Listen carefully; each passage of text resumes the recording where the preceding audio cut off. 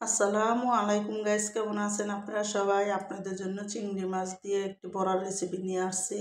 প্রথম দেখুন আমি এখানে আধা কাপের মতন এবং মুসুরির ডাল দিয়ে দিছি, আর বেশি করে কটা চিংড়ি মাছ সুন্দর করে ধুইয়া ছোট চিংড়ি এটা আমি একসাথে ব্লেন্ডারের ভিতরে দিয়ে দিব। তো পানিটা জড়াইয়া চিংড়ি মাছটা দিলাম, দিয়ে কিন্তু এখন আমি সুন্দর মতন এই ব্লেন্ডারের ভিতরে সুন্দর করে একটু মিয়াস করে বাটটা নিয়ে আসবো। তো যখন এটা সুন্দর করে ব্লেন্ডার করা হয়ে যাব, দেখুন এখানে বেশি করে কটা পেঁয়াজ, কাঁচামরিচ, আর এখানে হলুদের গুঁড়া দিলাম 1 চামচ, ধনিয়ার গুঁড়া দিলাম আমি 1 চামচ, লাল মরিচের গুঁড়া দিলাম আমি এখানে বেশি করে 1 চামচ, আর জিরার ফাঁকি দিয়ে দিলাম স্বাদ মতন লবণ দিয়া।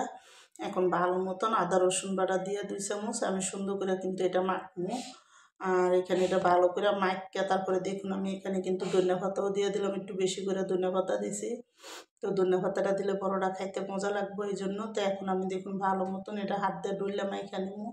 তো পেঁয়াজটা রেডি মশলাটি একসাথে একবার ভালো করে মাখবো যাতে সুন্দর মতন পেঁয়াজ আর মশলাটা মিলা যায়। তারপরে আমি এখানে দেখুন যে পেস্ট করে আনছি ডাল আর চিংড়ি মাছের ইয়াটা সুন্দর করে এখন আমি এখানে এটি কাঁচায় দিয়ে দিলাম, দিয়ে কিন্তু ভালো মতন মাইকা তারপরে কিন্তু আমি বড়াটা বানাইতে যাবো। তো আমি এখানে চুলার মধ্যে ফেনে তেল দিছি, তেলটা যখন গরম হইব তখন আমি এখানে এটি ভাজবো। তো এখন দেখুন আমার এখানে কিন্তু এটা সুন্দর মতন মাখা হয়ে গেছে, আর আমি এখন এই বড়াটি ভাজতে যাবো।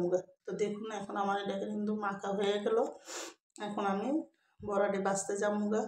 তো চুলার মধ্যে দেখুন আমি তেল দিছি, তেলটা যখন গরম হয়েছে আমি এই ছোটো চামচটা দিয়ে সুন্দর করে বড়াটি দিয়ে দেবো। আর সবটি বড়া আমি একসাথে করে দিয়ে দেবো। আলা যেভাবে দেন এটি দেখুন ফুললা সুন্দর মতন একটা ডাম্বু ডাম্বু হয়ে যাব। আর এই বড়াটা দিয়ে গরম ভাতের সাথে কিন্তু অনেক মজা লাগে। তো এখন দেখুন আমার এই চিংড়ি মাছের বড়ার রেসিপিটা যাদের পছন্দ তারা লাইক সাবস্ক্রাইব দিন। প্লিজ আমার ভিডিওটা আপনারা বেশি বেশি শেয়ার করে দিন, সাবস্ক্রাইব করে দিন। আর যারা আমার ইউটিউবের ভিডিও দেখেন তারা আমার ফেসবুকে আজমেরি কুকিং চ্যানেলও দেখেন, সবাই সাবস্ক্রাইব করে দিন। আর সবাই কমেন্ট করে জানেন। আর এইভাবে সুন্দর করে দেখুন চিংড়ি মাছের বড়া বানায় খেয়ে দেখেন অনেক মজা লাগবে। তো খেয়ে কিন্তু কমেন্ট করে জানেন কি কেমন লাগছে। তো এখন দেখুন আমি কিন্তু সুন্দর করে চুলার আঁচটা কিন্তু মিডিয়ামে সুন্দর করে রাখছি, যাতে আস্তে আস্তে সুন্দর করে কিন্তু যাতে বড়াটি ভালো করে হয়। তো এখানে যখন একটা করে সুন্দর মতন একটা পিঠে সুন্দর করে লাল হয়ে আসে আমি বড়াটি সব উল্টাই দেবো। আর প্রতিটা বড়া কিন্তু ফুললে দেখুন একটা পুরুম্বু হয়ে গেছে গা।